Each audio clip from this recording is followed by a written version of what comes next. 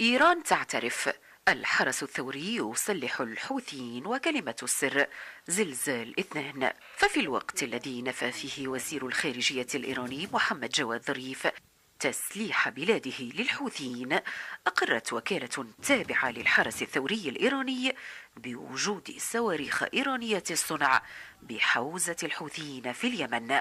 وأوردت وكالة أنباء فارس وهي المنبر الإعلامي للحرس الثوري في موقعها باللغة الفارسية أن الحوثيين هاجموا مواقع تابعة للجيش اليمني بالصاروخ الإيراني الصنع زلزال 2.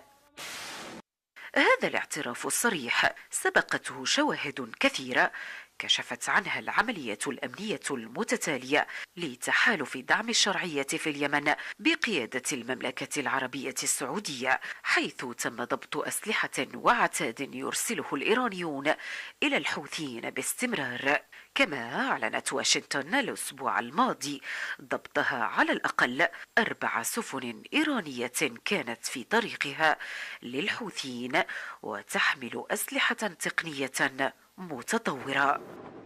وكان تقرير سري لخبراء في الأمم المتحدة رفع إلى مجلس الأمن الدولي كشف أن إيران تقدم أسلحة إلى المتمردين الحوثيين في اليمن منذ العام 2009 على الأقل. حنان نامق، الإخبارية.